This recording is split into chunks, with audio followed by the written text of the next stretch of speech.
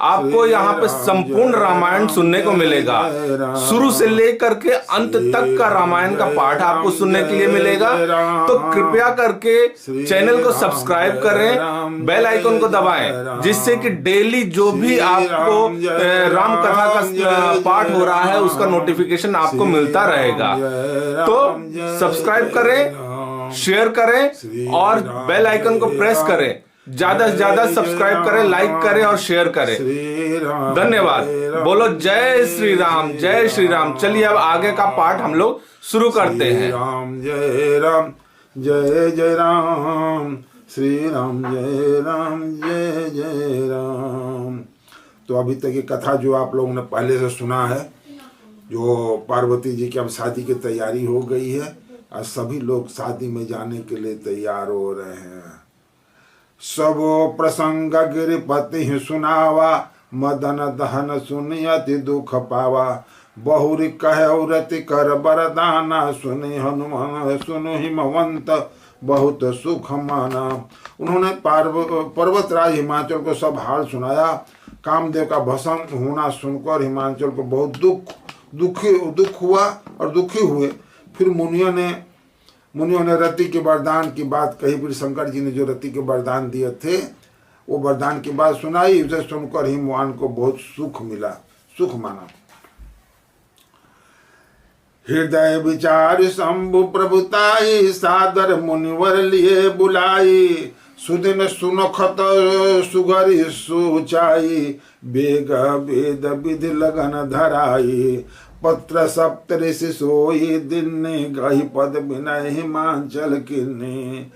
जाय विधि तिन दिन सुपाते, बाजत प्रीतन हृदय समाते। लगन बाची अज समहि सुनाई, हर से मुनि सब सुर समुदाय।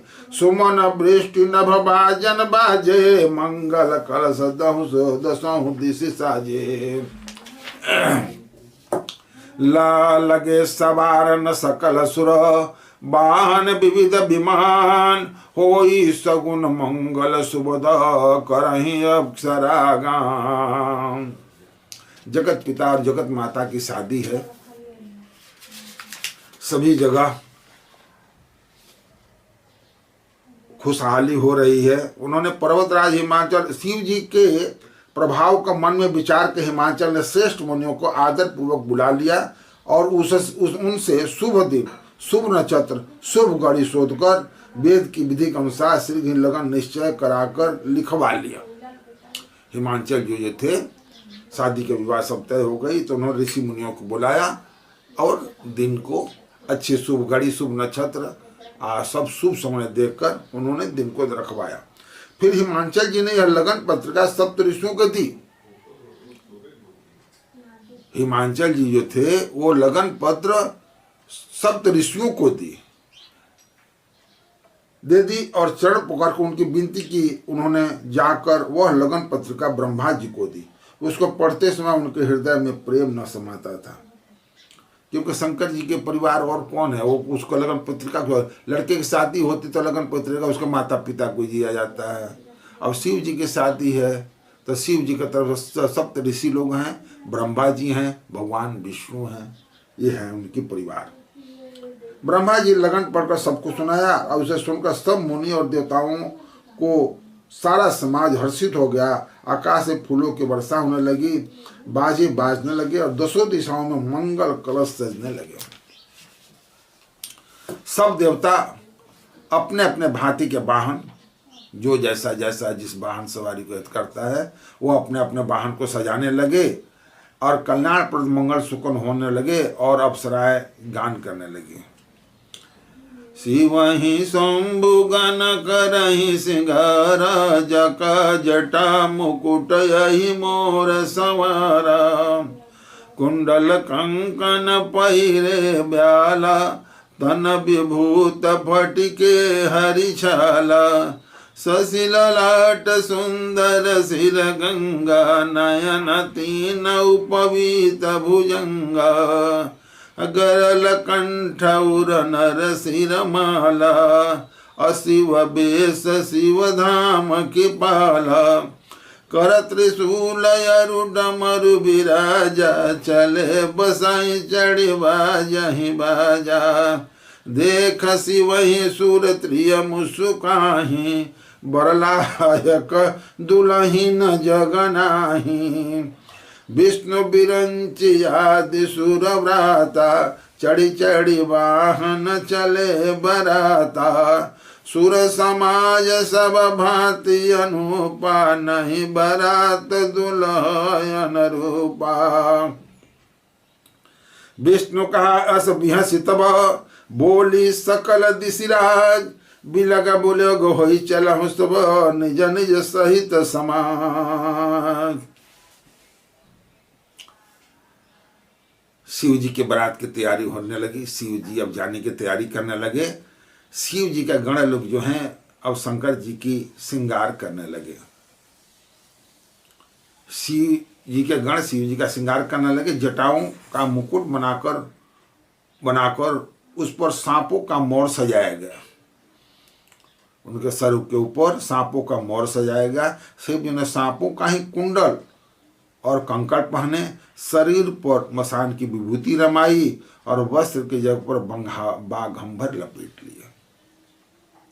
शिव जी के सुंदर मस्तक पर चंद्रमा, सिर पर गंगा जी, 3 नेत्र, सांपों का जनेऊ, गले में विष और छाती पर नर मुंडों की माला थी। छाती पर नर मुंडों की माला थी। इसी प्रकार उनका वेश अशुभ होने पर भी वे कल्याण के धाम और कृपालु हैं। एक हाथ में त्रिशूल और दूसरे हाथ में डमरू सुशोभित है। शिव जी बैल पर चढ़कर चले, बाजे बज रहे हैं। शिव जी को देखकर देवांगनाएं मुस्कुरा रही थी। जो देवताओं की पत्नियां थीं वो सब मुस्कुरा रही थी कि भगवान भोले बाबा कैसे लग रहे हैं। क्यों भोले अपना बैल पर चढ़े हुए हैं और सारा भेष उनका सांप और बिच्छुओं से और मसान की विभूतियों से सजा हुआ है। और कहती हैं कि इस वर्ग के युग दुल्हन संसार में नहीं मिलेगी। सब जो जितने भी अपना देवताओं की स्त्रियां हैं उनको देख देख कहते हैं कि ऐसा वर को इस संसार में ढूंढने से भी कोई स्त्री नहीं मिलेगी। विष्णु और ब्रह्मा आदि देवताओं के समूह अपने अपने वाहनों सवारियों पर चढ़कर बारात में चले। देवताओं का समाज सब प्रकार से अनुपम और सुंदर था, पर दूल्हे के योग्य बारात न थी।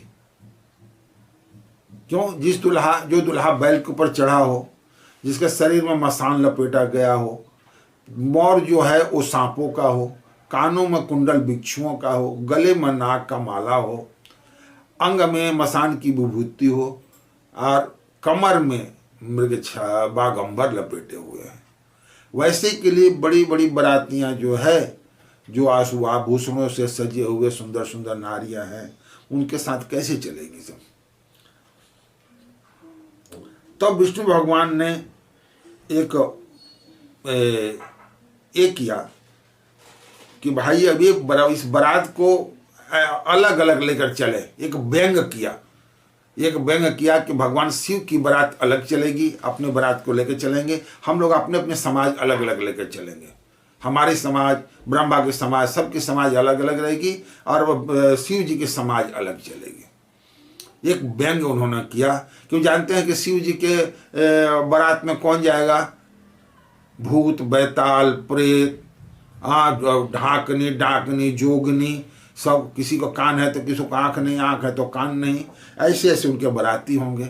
तो भगवान विष्णु ने एक व्यंग किया, एक मजाक की उन्होंने। तो ये बात शंकर भगवान समझ गए कि भगवान एक कौतुक कर रहे हैं, एक मजाक कर रहे हैं। बरनुहारी बराती न भाई, हसी करहि पुर पर पुरहि जाई। विष्णु बचन सुनि सुर मुस्काने, निज निज सेन सहित भी लगाने। मन ही मन महेश मुस्काहि, हरि के बिंग बचन नहीं जाई। अति प्रिय बचन सुनत प्रिय के रे, भृंगहि प्रेरी सकल घन टेरे। शिवानुशासन सुनि सब आए, प्रभुपद जलज शीस तिन्ह नाये। अरे नाना वाहन नाना बेसा, बियसे शिव समाज देखा। को मुखहीन विपुल मुख काहूँ, बिनु पद कर जो को बहु प्रद बाहूँ। विपुल नयन को नयन बिहीना, हृष्ट पुष्ट कोई अति तन खीना। तन खीन को अति पीन, पावन को अपावन गति धर। भूषण कराल कपाल कर, सब सद्य सोनित तन भरे। खर स्वान सुर सुकाल मुख गण बेस, अगणित को गण बहुजिन सप्रीत। पिचास जोग जमात बरनत नहीं बने। नाचहि गावहि गीत परम तरंगी भूत सब। ए देखत अति विपरीत, बोल नहीं वचन विचित्र विधि। हे भाई, हम लोग सब यह बरात बर के योग्य नहीं है। क्या पराए नगर में जाकर हंसी कराओगे? विष्णु भगवान की बात सुनकर देवता मुस्कुराए और वे अपने अपने सेना सहित अलग हो गए। अपने अपने समाज को लेकर अलग हो गए। महादेव जी देखकर मन ही मन मुस्कुराए। भगवान शंकर मुस्कुराए कि भगवान देखो कैसे मसखरी कर रहे हैं, कैसा व्यंग कर रहे हैं। विष्णु भगवान के व्यंग वचन दिल लगी मजाक नहीं छूटते हैं। वो कभी भी हमेशा ऐसे अपने भक्तों के साथ करते हैं। अपने प्यारे विष्णु भगवान के इन अति प्रिय वचनों को सुनकर शिव जी ने भी भृंगी को भेजकर अपने सब गणों को बुलाया। भगवान विष्णु शंकर भगवान भृंगी को बोले कि जाओ, हमारे जितने सब समाजी हैं उनको सबको इकट्ठा करो, सबको बारात में चलना है। तो शिव जी क्या सुनते हैं, सब चले आए और उन्होंने स्वामी के चरण को उन्होंने सिर नवाया। तरह तरह की सवारियों, तरह तरह के वेश वाले अपने समाज को देखकर शिव जी हंस पड़े। शिव जी का बारात कैसी है? तो कोई बिना मुख का है, किसी के बहुत से मुख हैं। कोई बिना हाथ पैर का है, तो किसी का कोई हाथ पैर ही नहीं है। किसी के बहुत आंखें हैं, तो किसी की एक भी आंख नहीं। कोई बहुत मोटा, तो कोई बहुत ही छोटा दुबला है, कोई बहुत ही दुबला पतला है। कोई दुबला, कोई बहुत मोटा, कोई पवित्र और कोई अपवित्र वेश धारण किए हुए हैं। भयंकर गहने अपने हाथों में कपाल लिए हैं और सब के सब शरीर में ताजा खून लपेटे हुए हैं। गधे, कुत्तर, सुअर, सियार से उनके मुख हैं। गणों के अगणित वेशों को कौन गिने। बहुत प्रकार के प्रेत, पिशाच, योगिनियों की जमात लगी हुई है। सब इकट्ठे हुए हैं, जितने भूत, जोगिन, डाकनी, हाकनी, पिशाच, सब उनका वर्णन करते नहीं बन रहा है। ब्रह्मा जी और शंकर तुलसीदास जी कह रहे हैं कि उनकी वर्णन नहीं किया जा सकता है। भूत प्रेत नाचते और गाते हैं, वे सब बड़े मौज में मौजी हैं। देखने में बहुत बेढंगे जान पड़ते हैं और बड़े ही विचित्र ढंग से बोलते हैं। उनकी भाषा समझ में नहीं आ रही है।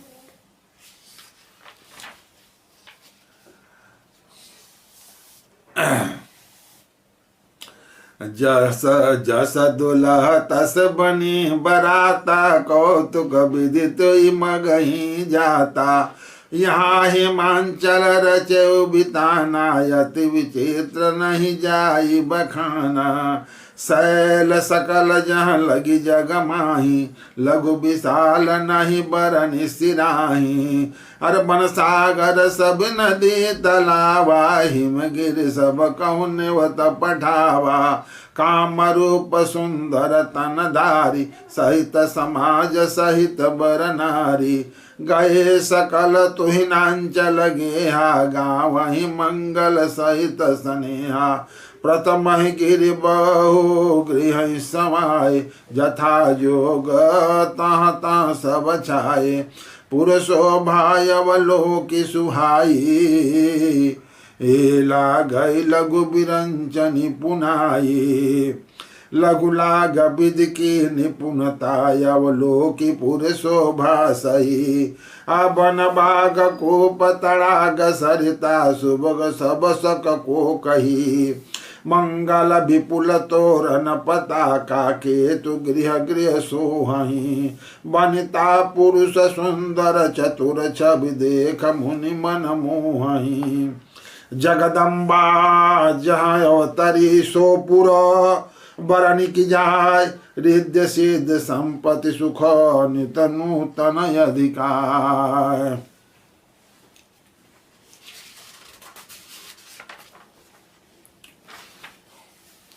जैसे दुल्हा है अब वैसी ही बारात बन गई। मार्ग में चलते हुए भांति भांति के कौतुक तमाशे होते जाते हैं। इधर हिमाचल ने ऐसा पवित्र मंडप बनाया कि जिसका वर्णन नहीं किया जाता। हिमाचल जो है, हिमाचल अपने परिवार को, सबको, समाज को न्योता दिया था। जगत में जितने छोटे बड़े पर्वत थे उन्होंने सबको बुलाया, जिनका वर्णन करके पार नहीं मिलता। जितने वन हैं, समुद्र हैं, नदियां हैं, तालाब है, सबको हिमाचल न्योता दिए थे। वे सब अपनी इच्छा के अनुसार रूप धारण करने वाले सुंदर शरीर धारण कर सुंदर स्त्रियों और समाज के साथ हिमाचल के घर आए। सभी स्नेह सहित मंगल गीत गाते हैं। हिमाचल ने पहले से ही बहुत से घर सजवा रखे थे। यथा युग उन स्थानों में सब लोग उतर गए। नगर की सुंदर शोभा देखकर ब्रह्मा जी की रचना चातुर्य भी तुच्छ लगती थी। नगर की शोभा ब्रह्मा की निपुणता में तुच्छ लगती थी। वन बाग कुएं तालाब नदियां सभी सुंदर हैं, उनका वर्णन कौन कर सकता है। घर घर बहुत से मंगल सूचक तोरण और ध्वजा पताकाएं सुशोभित हो रही है। वहां के सुंदर और चतुर स्त्री पुरुषों की छवि देखकर मुनियों के मन मोहित हो जाते थे। कहते हैं कि जगदम्बा जहाँ अवतरी सोपुर बरनी की जाय। जहाँ माता जगदम्बा ने जन्म लिया है उसकी शोभा की वर्णन कौन कर सकता है। रिद्ध सिद्ध संपत्ति सुख नित नूतन अधिकार। रिद्धि सिद्धि सारी संपत्तियां वहां पर अपने आप पहले से ही आ गई हैं और नए नए रूप पकड़कर सबकी वहां की विशेषता कर रही हैं। जिस नगर में स्वयं जगदम्बा ने अवतार लिया, क्या उसका वर्णन हो सकता है। वहां रिद्धि सिद्धि संपत्ति और सुख नित्य नए बढ़ते जा रहे हैं। रोज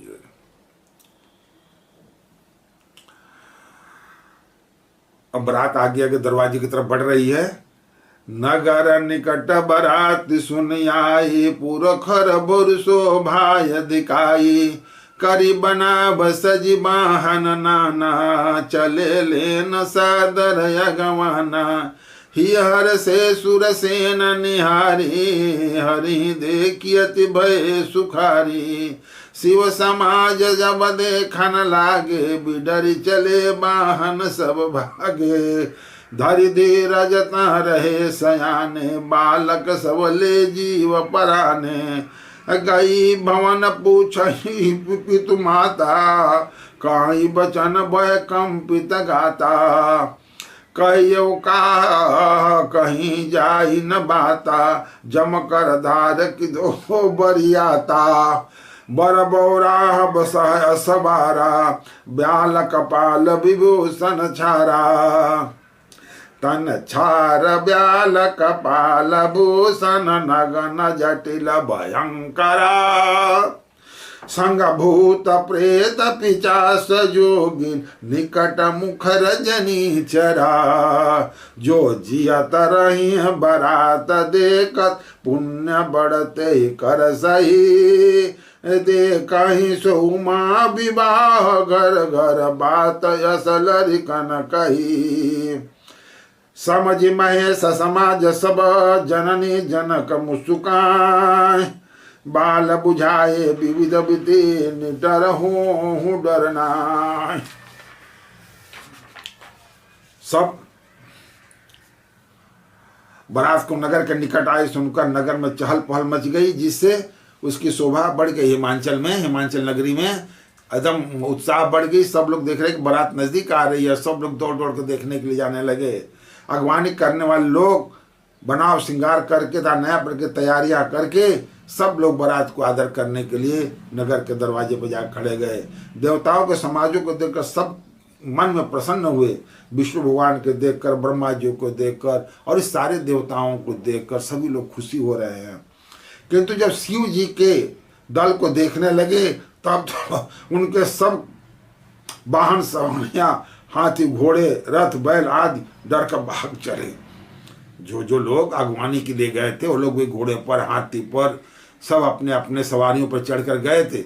लेकिन जब शिव जी की बारात को देखी तो उनके घोड़े, हाथी सब डर के चले भाग। किंतु जब शिव जी दल को देखने सब डर कर भाग चले। कुछ बड़ी उम्र के समझदार लोग धीरे धीरे वहां डटे रहे। लड़के तो सब अपने अपने प्राण लेकर भागे। घर पहुंचकर जब माता पिता पूछते हैं तब वे भय से कांपते हुए शरीर ऐसा वचन कहते हैं, क्या कहें, कोई बात कही नहीं जाती, पूछो मत मुझसे वहां पर क्या हो रहा है। बोला क्यों, ऐसी क्या बात है जो बारात में हो रही है। बोला कि यह बारात यह यमराज की सेना है, यह बारात नहीं है, यम की सेना लेकर आए हैं शिव भगवान, शंकर भगवान। दूल्हा पागल है और बैल के ऊपर सवार है। गले में सांप, कपाल और राख के गहने पहने हुए है। सांप का मोर है, कान में बिच्छू है, गले में सांप की माला है, तन में विभूति लगाए हुए, मसान का राख लपेटे हुए है। कहते हैं तो दूल्हे का शरीर राख लगी है, सांप और कपाल के गहने हैं। वह नंगा, जटाधारी और भयंकर है। उसके साथ भयानक मुख वाले भूत, प्रेत, पिशाच, योगिन और राक्षस हैं। जो बारात को देखकर जीता बचेगा सचमुच उसके बड़े ही पुण्य हैं, वही पार्वती जी का विवाह देखेगा। लड़कों ने घर घर यह बात कही। महेश्वर शिव जी का समाज समझकर सब लड़कों के माता पिता मुस्कुराने लगे। उन्होंने बहुत तरह से लड़कों को समझाया कि निर्लज हो जाओ, डर की कोई बात नहीं।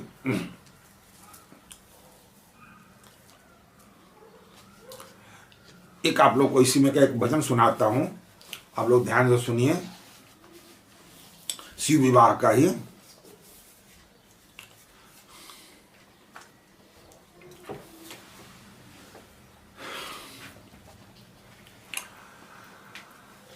आई शिव जी की बरती आई हिमाचल नगरी, आई शिव जी की बरती आई हिमाचल नगरी। पूर्वासी सब देखन आए कैसी आई बराती, कौन देश से आए बराती कैसी है जमात, कैसे दुल्हा के सूरती आई मंचल नगरी, आई शिव जी के बरती आई मंचल नगरी। छत पर चिड़िया देखे कौन रंग का दुल्हा, चिड़िया का मतलब होते लड़कियां, औरतें। छत पर चिड़िया देखे कौन रंग का दुल्हा, को बेचारी घर में बैठी फूक रही थी चूल्हा। लादे पापू की गठरिया ही मंचल नगरी, लादे पापू की गठरिया ही मंचल नगरी, आई शिव जी के बरतिया ही मंचल नगरी। बालक वृंद गए जनवासी देखत वर को भागे, बालक वृंद गए जनवासी देखत वर को भागे।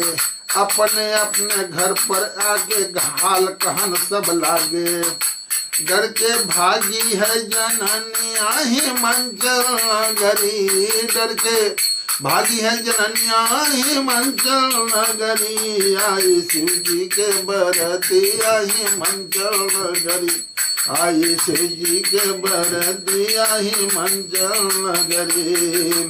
अगवानी की हुई तैयारी सजने लगे बराती, अगवानी की हुई तैयारी सजने लगे बराती। कोई चला चूहे पर चढ़कर, कोई चला चढ़ हाथी।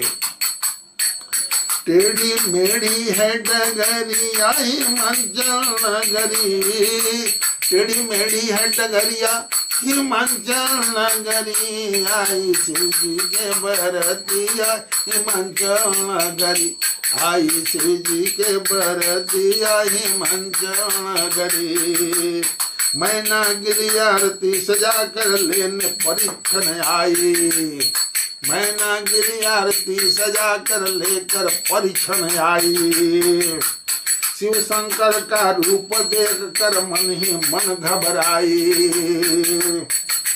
शिव शंकर का रूप देख कर मन ही मन घबराई कैसे बीती है उमरिया हिमाचल नगरी कैसे बीती है उमरिया हिमाचल नगरी आई शिव जी के बरतिया हिमाचल नगरी आई शिव जी के बरतिया हिमाचल नगरी पार्वती को गोद में लेकर रो रो नीर बहावे मैना जी पार्वती को गोद में लेकर रो रो नीर बहावे उसी समय नारद जी आकर उनको सब समझाए होने लगी है भंवरिया हिमाचल नगरी होने लगी है भंवरिया हिमाचल नगरी आई शिव जी के बरतिया हिमाचल नगरी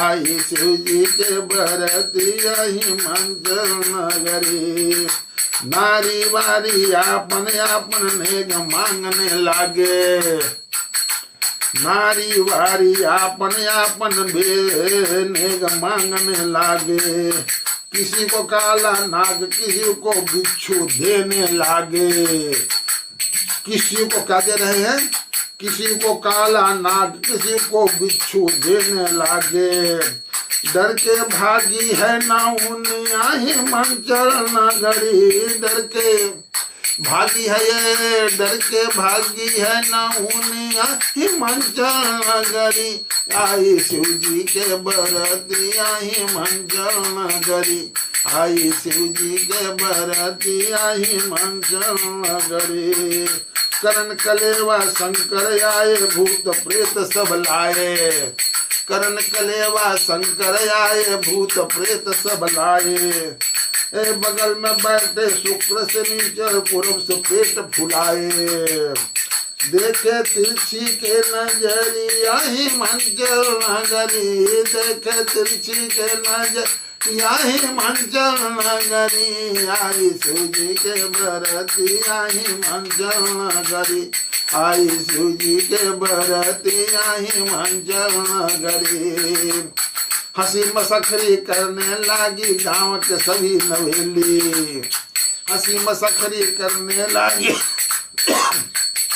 गांव के सभी नवेली कौन तुम्हारे मात पिता है कैसी तेरी हवेली कौन तुम्हारे मात पिता है कैसी तेरी हवेली कैसी काशी की नगरिया कैसी काशी की नगरिया हिमाचल नगरी आई शिव जी के बरतिया हिमाचल नगरी आई शिव जी के बरतिया हिमाचल नगरी नारायण है पिता हमारे लक्ष्मी मेरी माता नारायण है पिता हमारे लक्ष्मी मेरी माता भाई बहन है सब नर नारी प्रेम का मेरा नाता भाई बहन है सब नर नारी प्रेम का मेरा नाता का कल की किसको है खबरिया कल की किसको है खबरिया हिमाचल नगरी आई शिव जी के बरतिया हिमाचल नगरी आई शिव जी के बरतिया हिमाचल नगरी के लोग बारात के लिवा लाए उन्होंने स्वयं को सुंदर जनवासे को ठहरने के लिए दिया मैना पार्वती की माता ने शुभ आरती सजाई और उनको उनके साथ की स्त्रियां उत्तम मंगल गीत गाने लगी सुंदर हाथों में सोने का थाल सुशोभित है इसी प्रकार मैना जी हर्ष के साथ शिव जी का परीक्षने के लिए जब महादेव जी को परीक्षने के लिए चली जब महादेव जी को भयानक वेश में देखा तब तो स्त्रियों के मन में बड़ा भारी भय उत्पन्न हो गया जब स्त्रियों ने मैना जी जब परीक्षण करने के लिए गए तो उनके साथ जो स्त्रियां गई हुई थी, उन्होंने शिव जी के जिस भयंकर रूप को देखा तो वो थोड़ा सा डर गई, सब के सब डर गए। बहुत ही डर के मारे भाग कर वे घर में घुस गई और शिव जी जहाँ जनवासा था वहाँ चले गए। मैना के हृदय में बड़ा दुख हुआ। उन्होंने पार्वती जी को अपने पास बुला लिया और अत्यंत स्नेह से गोद में बैठाकर अपने नील कमल के समान नेत्रों से आंसू भरकर कहा, जिस विधाता ने तुमको ऐसा सुंदर रूप दिया उस मूर्ख ने तुम्हारे दुल्हे को बावला कैसे बनाया। माता मैना रो रही हैं अपने पुत्री को देखकर।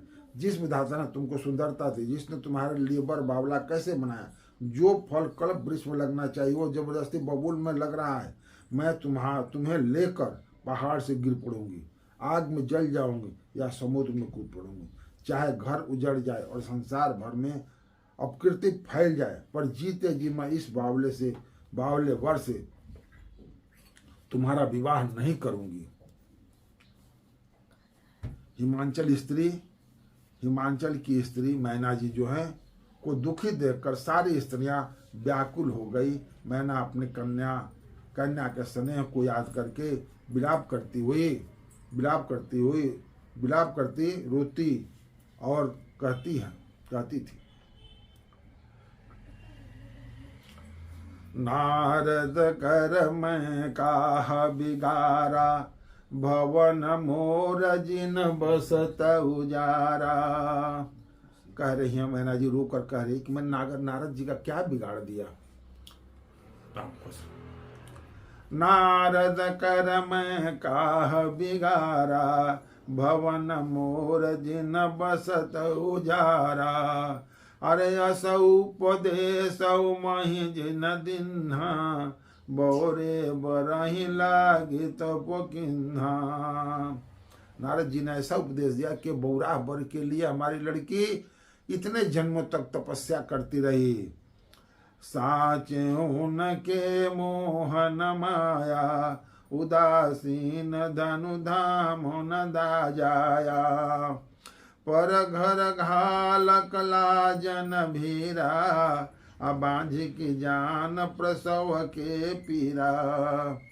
अर जन नहीं बिकल बिलो की भवानी,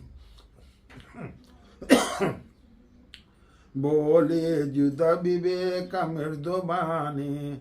अस विचार सो चाहि मति माता, सो नटरई जो रचई विधाता। कर्म लिखा जो बाउर नाही, तो कत दोष लगाई व काहू। तुम सन मिटही की विधि के अंका, माथु व्यर्थ जन लेहु कलंका। माता जी जगत जननी माँ अपनी माता मैना जी को समझा रही हैं, जन लेहु मातु कलंक करुणा, परिहरो अवसर नहीं। दुख सुख जो लिखा लीला रहम रे, जाब हम पावब तही। सुनि उमा बचन विनीत, कोमल सकल बला सोचही। बहु भांति विधि लगाय दूषण, नयन बारी विमोचही। तहि अवसर नारद सहित और ऋषि सप्त समेत, समाचार सुनी तुहिनीन गिरे गवन तुरत निकेत। माना जी रो रही हैं, रो कर नारद जी को दोष दे रही हैं। हर वक्त कभी भी जब शादी के जो बीच वाला होता है ना, बीच वाला जो लड़का लड़के दोनों तरफ से बात जुटाता है, शादी कराता है, वही दोषी कहलाया जाता है, वही दोषी कहलाता है। तो इस शादी के बीच मध्य में कौन थे? नारद जी थे। नारद जी ने ही पार्वती जी को और शंकर जी के दोनों की बात चलाई थी। तो हिमांचल से कहा था कि ऐसे ऐसे पति से इनकी शादी हो सकती है, इसके लिए तप करो, तपस्या करो। अरे ये हो गई थी। अरे वर का रूप देखकर मैना माता बहुत दुखी हुई, क्योंकि भगवान जगत पिता को समझ नहीं रही थी और जान नहीं रही थी। तो ही माता जी कह रही हैं कि मैं नारद का क्या बिगाड़ा था जिसने मेरा बसता हुआ घर उजाड़ दिया, और जिन्होंने पार्वती का ऐसा उपदेश दिया कि जिससे उसने बावले वर के लिए तप किया। माता जी कहती है, साचो उनके मुंह न माया, उदासीन धनु धाम न जाया, पर घर घालक लाज न भीरा, अब बांझ की जान प्रसव की पीड़ा।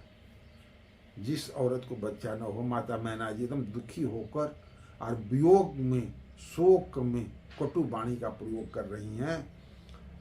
कहते हैं कि सचमुच उनके न किसी का मोह है न माया, उनके धन है न घर है और न स्त्री ही है। माता मैना जी कर रही है, उनको क्या पता है, ना तो उनका मोह है न माया है, ना उनका धन है न घर है और ना कोई स्त्री है। वो सबसे उदासीन है, इससे वे दूसरे का घर उजाड़ने वाले हैं। उन्हें किसी की लाज है ना, उन्हें किसी की लाज है ना डर है। भला बांझ स्त्री प्रसव की पीड़ा क्या जाने। जो स्त्री के बच्चा ना हुआ हो तो बच्चा होते समय क्या दुख होता है वो स्त्री क्या समझेगी। इस तरह से उपमा मैना माता नारद जी के लिए दे रही हैं और उन्हें बहुत प्रकार से कोस रही हैं। माता को विकल देकर पार्वती जी जगत जननी माता विवेक युक्त कोमल वाणी बोली, हे माता, जो विधाता रस देते हैं वो टालता नहीं, ऐसा विचार कर तुम सोच मत करो। बोलो माता, तुम चिंता मत करो, विधि का विधान था, हो ही सोई जो राम रुचि राखा, का कोई तर्क बढ़ा वहीं साका। वही होगा जो विधि के लार में लिखा है, जो विधिना ने लिखा है वही होगा। दोस्तों, तुम व्यर्थ की चिंता मत करो। जो मेरे भाग्य में बावला ही पति लिखा है तो किसी को क्यों दोष लगाया जाए। वो प्रभु ने जो जोड़ी बनाई है, जो लिखा है वो हो रहा है। हे माता, क्या विधाता के अंग तुमसे मिट सकते हैं। हे माता बताओ, जो ब्रह्मा ने लिखा है वो तुम मिटा सकती हो, तो वृथा कलंक का टीका मत लो। फिर माता को समझाते, हे माता, कलंक मत लो, रोना छोड़ो, यह अवसर विषाद करने वाला नहीं है। मेरे भाग्य में दुख सुख लिखा है, उससे मैं जहां जाऊंगी वहीं पाऊंगी। बोला, मैं यहाँ नहीं कहीं भी जाऊंगी, शंकर के साथ नहीं, किसी और के साथ, जिसके साथ जाऊंगी, जो मेरे किस्मत में लिखा है वो दुख सुख मेरे को मिलना है और मिलेगा। पार्वती जी के ऐसे विनय भरे कोमल वचन सुनकर सारी स्त्रियां सोच करने लगी और भांति भांति से विधाता को देश देकर आंखों से आंसू बहाने लगी। सारी स्त्रियां ब्रह्मा जी को, विधिना को दोष देने लगी कि तुमने भाग्य लिखते वक्त ऐसे सुंदर स्त्री के लिए ऐसा बौराह वर कैसे लिखा तुमने। ये समाचार जब नारद जी के कान में पड़ी कि भाई हिमाचल घर में तो वो हाहाकार मचा हुआ है, सब रो रहे हैं, पीट रहे हैं वर को देखकर, तो नारद जी और सप्त ऋषि दोनों, क्योंकि ये दोनों बीच वाले थे, ये लोग ही आकर फिर मैना के घर में समाचार सुनते ही हिमाचल उसी समय नारद जी और सप्त ऋषि के साथ लेकर अपने घर गए। हिमाचल जी लड़की के जो पिता है बोले, भाई चलो, घर में हाहाकार मची हुई है, रुदन पड़ा हुआ है, चलकर उन लोगों को समझाओ।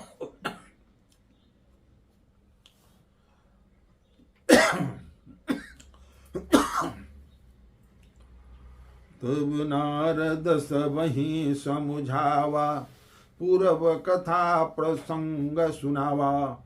मैना सत्य सुनहु मम बानी, जगदम्बा तव सुता भवानी। अजा अनादि शक्ति अविनाशी, सदा शंभु अर्धंग निवासिनी। जग संभव पालन लयकारिणी, निज इच्छा लीला बपुधारिणी। जनमी प्रथम दक्ष गृह जाई, नाम सती सुंदर तनु पाई। तहां सती शंकर ही विवाही, कथा प्रसंग सकल जग माही। एक बार यावत सिंह संगा, देखो रघुकुल कमल पतंगा। भयो मोह शिव कहा न किन्ना, ब्रह्म बस भेषिया कर लिन्ना।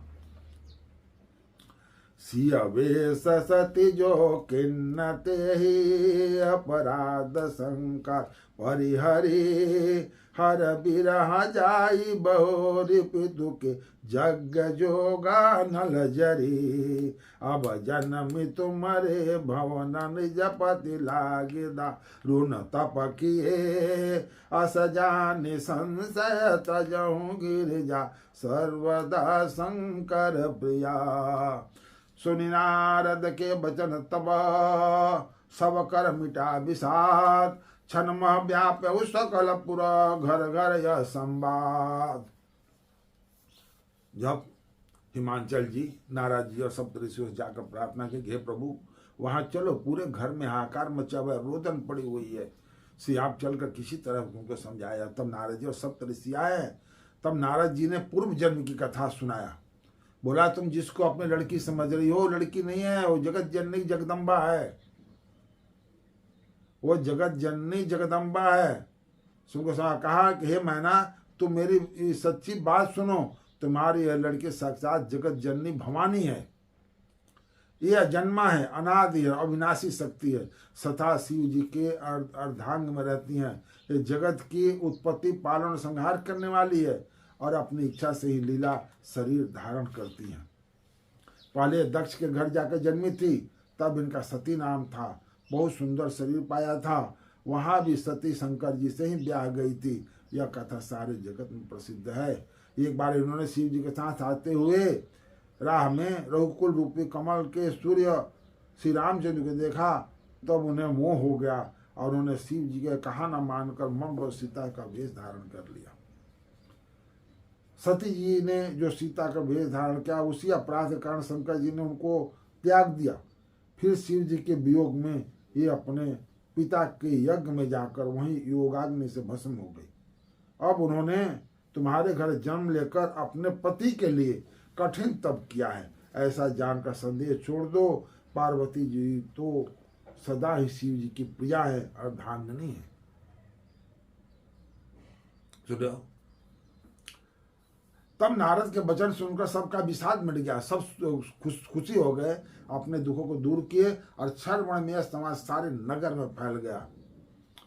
तब मैं ना हिमवंत आनंद पुनि पुनि पार्वती पद बंद नारी पुरुष शिशु जुबा सयान नगर लोग सब अति हरसान लगे हो न पुर मंगल गाना सजे सब टग घटनाना भांति अनेक भई जेवनारा सूप शास्त्र जसु कुछ व्यवहारा सो जेवनार की जाई बखानी बसई भवन जही मातु भवान सादर बोले सकल भराति विष्णु बिरंचि देव सब भांति विविध भांति बैठी जेवनारा लगे परोसन निपुण सुवारा नारी वृंद सुर जेवत जानी लागी देन गारी मृदुबानी गारी मधुर स्वर दे सुंदरी बिंग वचन सुना वहीं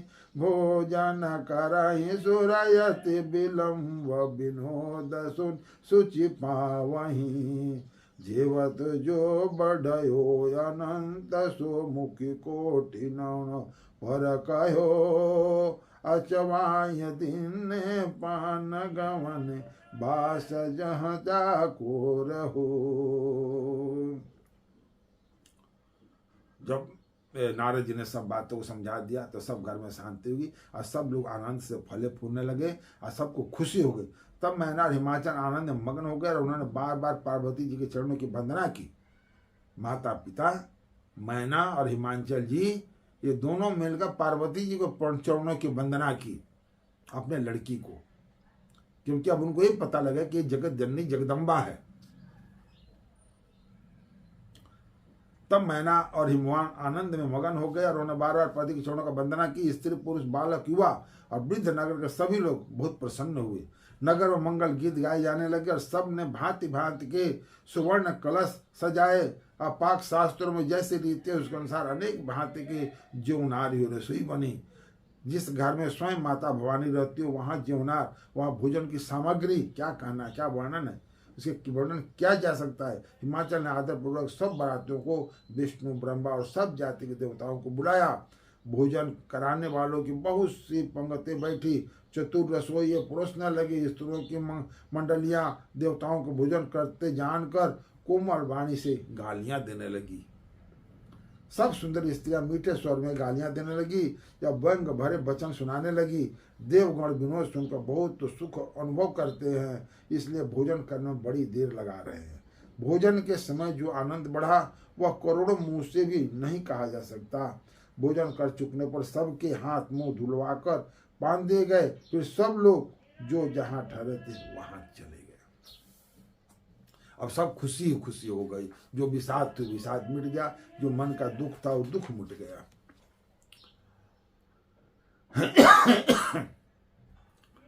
फिर बहुरी मुनि हिमंत कहो लगन सुनाई आय, समय बिलो की विवाह कर पठयो देव बुलाए। फिर मुनियों ने लौटकर हिमवन को लगन पत्रिका सुनाई और विवाह का समय देकर देवताओं को बुलावा भेजा। बोली सकल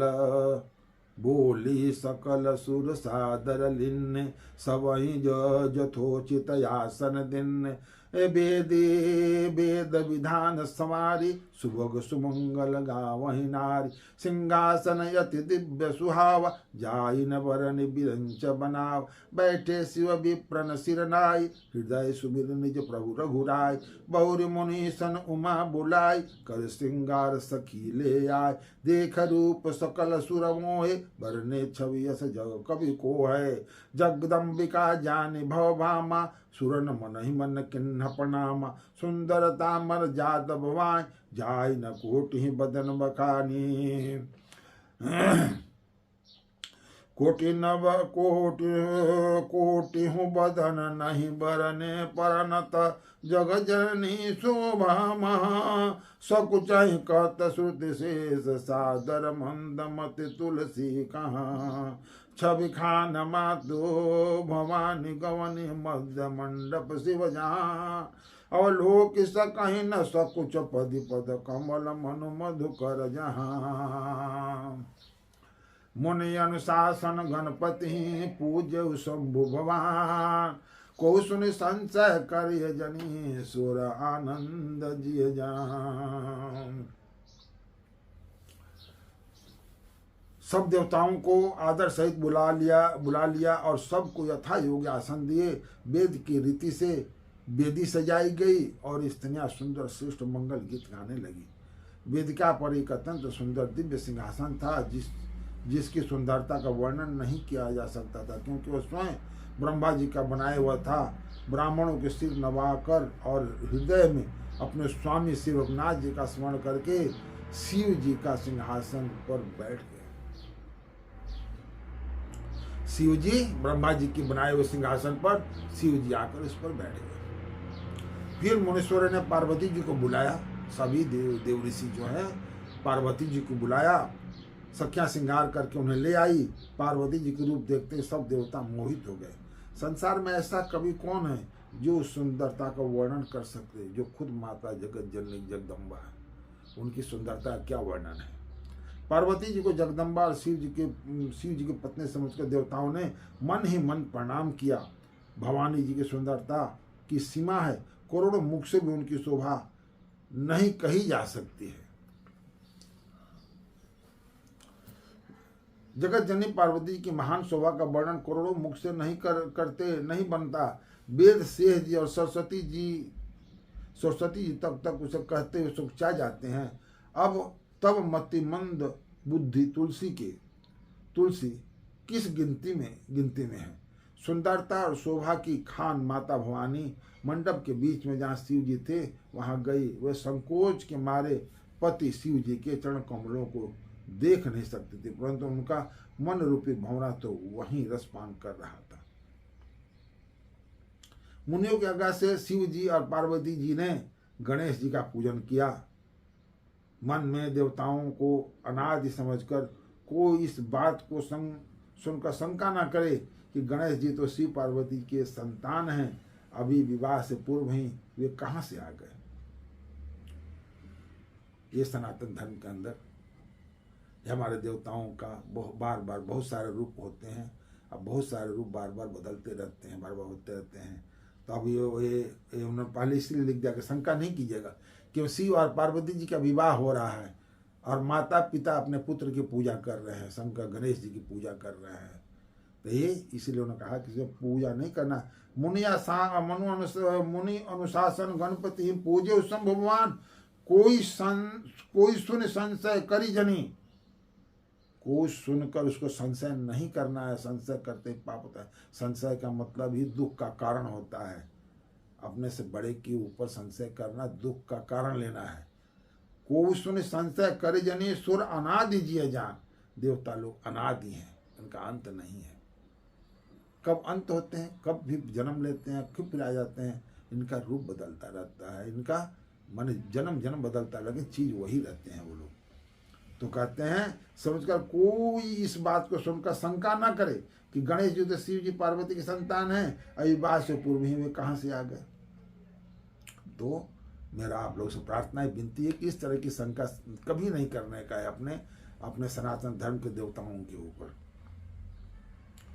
जस विवाह के वृत्ति श्रुति गाई, महामुनि सो सब करवाई। गई गिरीश कुश कन्या पानी, भवहि समर्पी जानी भवानी। पानी ग्रहण जब किन्न महेशाही, हर से तब सकल सुरेशा।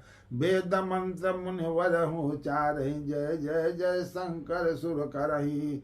बाजहि बाजन विविध विधाना, सुमन भीष्टि नव भय विधि नाना। हर गिरजा कर भयो विवाहो, सकल भुवन भय रहा उछाओ। दासी दास तुरंग रधनाना, देनु बसन मन वस्तु विभागा। अन्न कनक भाजन भर जाना, दाइज दिन न जाई बखाना।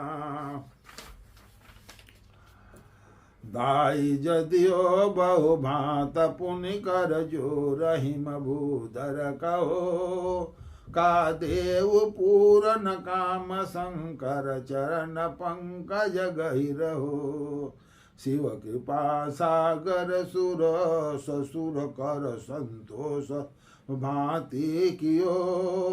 पुनि गहे पद पाथो, जमैना प्रेम पूरी परिपूर्ण ही हो। नाथो मम प्राण समग्र करे करे। क्षम सकल अपराधय हो, प्रसन्न वरुदे। वेदों में विवाह की जैसे रीति कही गई है, महामुनियों ने वो सभी रीति करवाई, सब तरह से रीति रिवाज से। महाराज जगत जननी और शंकर भगवान की पर्वतराज हिमांचल ने अपने हाथों से कुश लेकर कन्या दान किया। हाथ पकड़ कर उन्होंने पानी ग्रहण करवाई और शिव जी को समर्पण किया। जब महेश्वर जी के ने पार्वती जी का अपहरण किया, तब इंद्र देवता सब देवता हृदय में बड़े ही हर्षित हुए। श्रेष्ठ मुनिवर वेद मंत्रों का उच्चारण करने लगे और देवतागण शिव जी का जय जयकार करने लगे। अनेक प्रकार के बाजे बजने लगे, आकाश में नाना प्रकार के फूलों की वर्षा हुई। शिव पार्वती का विवाह हो गया, सारे ब्रह्मांड में आनंद भर गया। बोलो जगत पिता जगत जननी माता की जय। दासी दास, रथ घोड़े हाथी, गाय वस्त्र और मणि आदि अनेक प्रकार की चीजें, अन्न तथा सोने का बर्तन गाड़ियों में लादकर दहेज में दिए, जिनका वर्णन नहीं हो सकता है। बहु प्रकार का दहेज देकर फिर हाथ जोड़कर हिमांचल ने कहा, हे शंकर, आप पूर्ण काम हैं, मैं आपको क्या दे सकता हूँ। हिमांचल जो ससुर है उनके, वो हाथ जोड़कर उनको कह सकते हैं, आप तो परम पिता जगत पिता हैं, हम आपको क्या दे सकते हैं। इतना करके शिव जी के चरण कमल पकड़ कर रह गए। तब कृपा के सागर शिव जी ने अपने ससुर का सभी प्रकार से सम्मान किया, समाधान किया और फिर प्रेम से पूर्ण हृदय मैना जी ने शिव जी के चरण कमल पकड़े। हे नाथ, यह उमा मुझे प्राणों के समान प्यारी है, आप इसे अपने घर की टहलने अपनी दासी बनाइएगा और इसके सब अपराधों को क्षमा करते रहिएगा। मैना जी प्रार्थना कर रही हैं। हर माता पिता अपने पुत्री की जब विदाई करती है तो वो अपने उसके पति से आग्रह करती है, विनती करती है कि हमारी लड़कियों को आप अपने दासी, अपने चरणों की दासी बना कर रखिएगा और इसके अपराधों की तरफ ध्यान मत दीजिएगा। वैसे मैना जी भी आपने शंकर भगवान से प्रार्थना कर रही है कि आप इसको अपनी दासी बना कर रखिएगा, अपने घर की टहलनी बनाइएगा। टहलनी मतलब दासी, टहलनी बनाइएगा और इसके सब अपराधों को क्षमा करते रहिएगा। बोले एक आप बार अपराध नहीं, ये बार बार अपराध करती रहेगी और आप बार बार इसको क्षमा करते रहिएगा और प्रसन्न होकर मुझे यही वर दीजिए। बोला मैं आपसे अपनी लड़की के लिए अपराधों को क्षमा करने का ही वर मांग रही हूँ कि मेरी लड़की को हर वक्त अब क्षमा करते रहिएगा। बहुविध शंभु सासु समुझाई, गवन भवन चरणन सिर नाई। जननी उमा बोली तब लिन्नी, लय उछंग सुंदर सखी दिन्नी। करम सदा शंकर पद पूजा, नारी धर्मपति देवन दोजा। बचन कहत भर लोचन बारी, बहुलाय उरलिन्न कुमारी। एक विधि सुरजी नारी जग माही, पराधीन सपने सुख नाही। भयत प्रेम विकल महतारी, धीरज किन्न कुसुम विचारी। पुनि पुनि मिलत परत गई चरना, परम प्रेम कुछ जाहि न वरना। सब नारी न मिल भेंट भवानी, जाय जननी पुनि लपटानी। जननी बहुर मिली चले, उचित अशिष सब काहू दई। फिर विलोकत मातु तन, सब सखीले शिव पहि गई। जाचक सकल संतोषी, शंकर उमा सहित भवन चले। सब अमर हर से सुमन बरसी, निशान नव बाजन बाजे भले। चले संग हिमवंत तुम पहुँचावन यति हेत, विविध भांति पर तोष करे विदा किन्न वृषकेत। हिमांचल जो है अपने पुत्री को छोड़ने गए हैं। भगवान शंकर जी उनको बहुत तरह से धीरज बढ़ाकर उनको विदा कर रहे हैं। कहते हैं शिव जी ने बहुत तरह से अपने सास को समझाया, तब वे शिव जी के चरणों में सिर नवाकर घर गई। फिर माता ने पार्वती को बुला लिया और गोद में बैठाकर और सुंदर सीख दी। क्या कह रही हैं? हे पार्वती, तुम सदा शिव जी के चरणों की पूजा करना, नारियों का ही धर्म है। उनके लिए पति ही देवता है और कोई देवता नहीं। इसी प्रकार की बातें कहते कहते उनकी आंखों में आंसू भर गए और उन्होंने कन्या को छाती से चिपटा लिया। फिर बोली, विधाता जगत में स्त्री जाति को क्यों पैदा किया? पराधीन को सपने में भी सुख नहीं मिलता। यूँ कहते ही माता प्रेम से अत्यंत विकल हो गए, परंतु कुछ में जानकर दुख करने का अवसर न जानकर उन्होंने धीरज दिया। मैना बार बार मिलती हैं और पार्वती के चरणों को पकड़ कर गिर पड़ती हैं। बड़ा ही प्रेम है, कुछ वर्णन नहीं किया जाता। भगवान इस सब स्त्रियों से मिल भेंट कर फिर अपने माता पिता के हृदय से जा लिपटती है। पार्वती जी माता से फिर मिलकर चली। सब किसी ने उन्हें योग्य आशीर्वाद दिए। पार्वती जी फिर कर माता की ओर देखती जाती थी। तब सख्या उन्हें शिव जी के पास ले गई। महादेव जी सब याचकों को संतुष्ट कर पार्वती जी के साथ कैलाश को चले। सब देवता प्रसन्न होकर फूलों की वर्षा करने लगे और आकाश में सुंदर नगाड़े बजने लगे। अब भगवान शिव जी हैं, वो पार्वती माता को लेकर अब चल पड़े हैं कैलाश पर्वत के लिए। तब हिमवान अत्यंत प्रेम से शिव जी को पहुंचाने के लिए कुछ दूर तक आए। विदा करने के लिए वृषकेतु शंकर भगवान ने बहुत तरह से उन्हें संतोष दिया और हर तरह से बातें कहकर उनको विदा किया। तुरत भवन आए गिरिराई, सकल शैल सर लिए बुलाई। आदर दान विनय बहुमाना, सब प्रकार विदा किन्ह निमवाना। अजब ही शंभु कैलास आए, सुर सब निज निज लोक सिधाए। जगत मातु पितु शंभु भवानी, तेहि सिंगार न कहूँ बखानी। करहि विविध विधि भोग विलासा, गगन समेत बसहि कैलासा। हर गिरजा विहारनि तनयऊ, यह विधि विपुल काल चली गयऊ। तब जनम्यौ खट बदन कुमारा, तारक असुर समर जेहि मारा। आगम निगम प्रसिद्ध पुराना, सन्मुख जन्म सकल जग जाना। जुग जान सनक सन्मुख जन्म कर्म प्रताप पुरसार तुमा। अते हेतु मैं वृषकेतु सुर कर चरित संक्षेप कहा। यह उमा शंभु विवाह जे नर नारी कहीं जगा वहीं। कल्याण काज विवाह मंगल सर्वदा सुख पावहीं। चरित सिंधु गिरिजा रमण वेदन पावहीं पार। वर्णे तुलसीदास किमी अति मति मंद गंवार। भगवान ने हिमांचल को संतोष देकर विदा कराया कि आप इस तरह की चिंता मत कीजिए, आपको लड़कियों को कोई तकलीफ नहीं होगा, यह माता जगत जननी है, आप इसकी चिंता मत कीजिए। पर्वतराज हिमाचल तुरंत घर आए और उन्हें सब पर्वतों और सबको जिस जिसको निमंत्रण दिया था सबको बुलाए, आदर सहित सबको दान दक्षिणा देकर सबको विदा किया। उन्होंने सबको विदा किया। जब शिव जी कैलाश पर्वत पहुंचे तब सब देवता अपने अपने लोगों को चले गए। तो याद कहते हैं पार्वती जी और शिव जी जगत के माता पिता हैं, इसलिए मैं उनके श्रृंगार का वर्णन नहीं करता। एक पुत्र जो है अपना माता के श्रृंगार का वर्णन कैसे कर सकता है।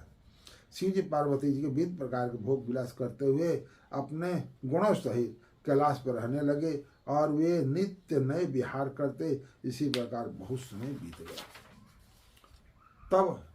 तब जनेऊ खट बदन कुमारा मैंने 6 मुख वाले पुत्र स्वामी कार्तिकेय जी का जन्म हुआ, जिन्होंने बड़े होने पर युद्ध में तारकासुर को मारा। वेद शास्त्र पुराणों में स्वामी कृत के जन्म की कथा प्रसिद्ध है और सारा जगत उसे जानता है। मैं आपको पहले बताया था कि एक तारकासुर का नाम जो राक्षस हुआ था वो सारा देवताओं को राज्य पाठ सब कुछ छीन लिया था। तो सब लोग सब जगह गए शिव जी के पास, विष्णु भगवान को, ब्रह्मा जी का। तो लास्ट में ही निचोड़ निकला कि वो किसी से नहीं मरेगा, वो शिव जी के बीच से जो जन्मा हुआ पुत्र है वही उसको मार सकता है। और उस टाइम सती का मरण हो चुका था, सती जो आनंद करके जल गई थी। तब क्या बोला कि तब वही जो सती है पार्वती जी घर में जन्मी है और उन्हीं के जब शादी शंकर जी से होगा और उनसे जो पुत्र होगा वही तारकासुर को, तारक नाम का जो असुर है उसको मारेगा। तो शंकर भगवान की शादी हो गई। और फिर कुछ दिनों के बाद खष्टमुख बदन कार्तिकेय महाराज जी का जन्म हुआ और उन्होंने युद्ध में तारक नाम का जो असुर था उसका उन्होंने संहार किया। खटवादन स्वामी कार्तिक के जन्म, कर्म, प्रताप और महान पुरुषार्थ की सारी जगत जानता है। इसलिए मैं बृहस्पति शिव जी का पुत्र का चरित्र संक्षेप में ही कहा। शिव पार्वती जी के विवाह की इस कथा को स्त्री पुरुष जो कहेंगे गाएंगे वो कल्याणकारी और विवाह आदि मंगलों से सदा सुख पाएंगे।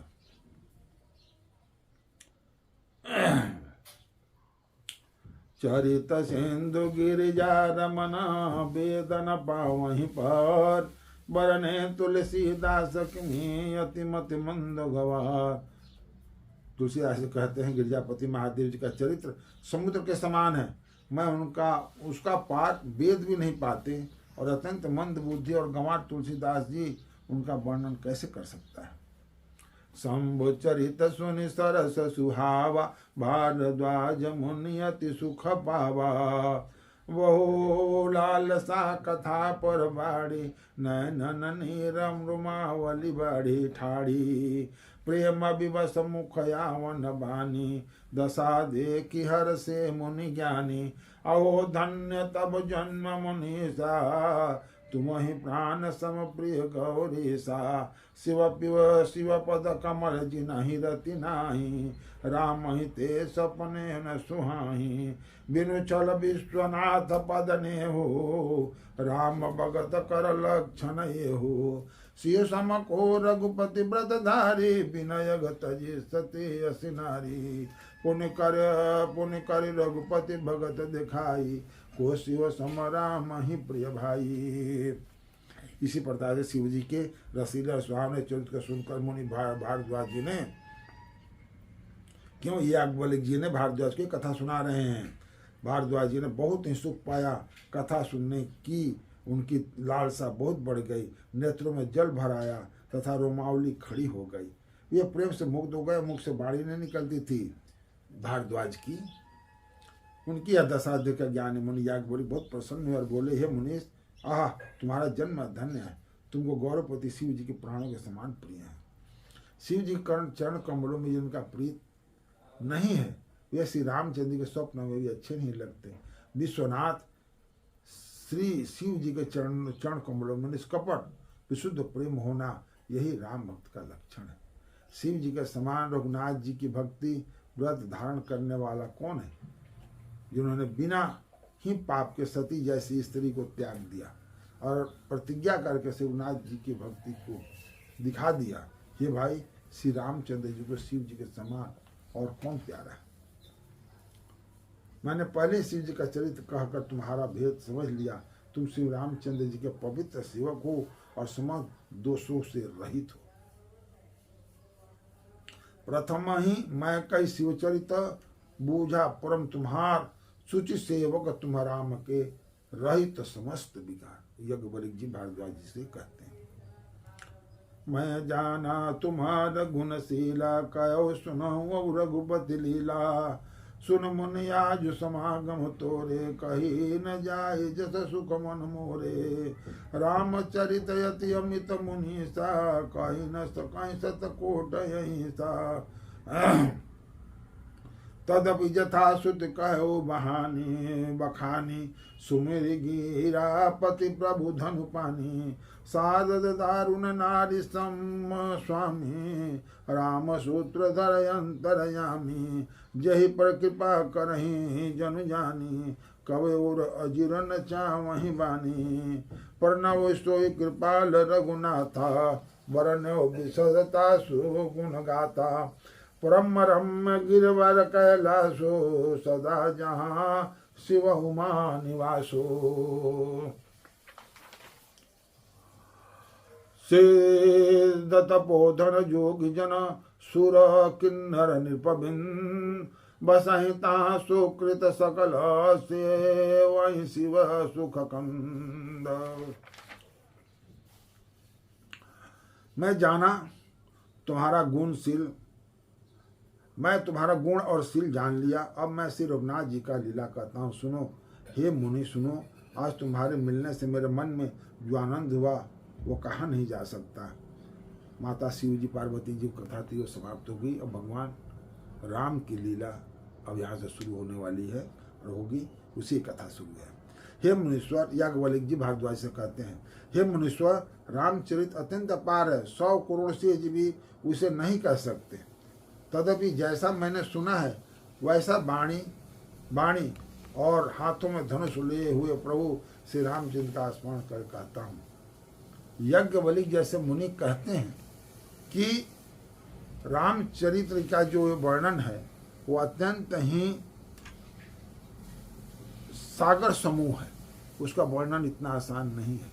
लेकिन फिर भी मैं जितना बुद्धि में, मेरी जितनी बुद्धि मैंने जितना सुना हूँ उसी प्रकार से आपको सुना रहा हूँ।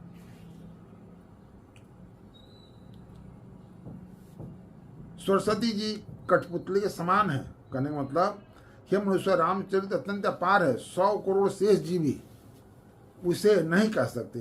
तथापि जैसा मैंने सुना वैसे बाणी के स्वामी और हाथों में धनुष प्रेरक, वैसा बाणी के स्वामी हैं और हाथ में धनुष लिए प्रभु श्री राम जी का स्मरण करके कहता हूँ। मैंने भगवान का नाम लेकर मैं उनका वर्णन करता हूँ। मुझसे कहीं कुछ गलत हो सही हो तो आप उसे क्षमा करें। सरस्वती जी कठपुतली के समान है और अंतर्यामी स्वामी श्री रामचंद्र जी सूत पकड़ कठपुतली को नचाने वाले सूत्रधार हैं। अपना भक्त जानकर जिस कवि पर वे कृपा करते हैं उसके हृदय रूपी आंगन में सरस्वती को वे नचाया करते हैं। उन्हीं के कृपाल सिर्फ नाथ जी को मैं प्रणाम करता हूँ और उन्हीं के निर्मल गुणों की कथा कहता हूँ। कैलाश पर्वत में श्रेष्ठ और बहुत ही रमणीय है, जहाँ शिव पार्वती सदा निवास करते हैं।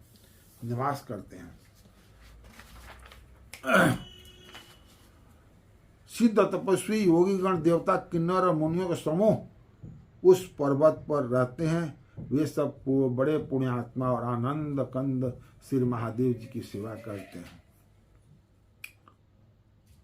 श्री राम जय जय राम, श्री राम जय जय राम, श्री राम जय जय राम, श्री राम जय जय राम। हम बालकांड की आपको 105वां दोहा तक सुना दिए। आगे की कथा मैं कल आप लोगों को सुनाऊंगा। अभी तक मैंने जो कथा सुनाई शिव विवाह की कथा आपको सुनाई है, और उसमें खटवदन कार्तिकेय महाराज के जन्म हुआ और उन्होंने तारक असुर को मारकर उसका देवताओं को सुख समृद्धि प्राप्त किए और वे शुभ हो गए।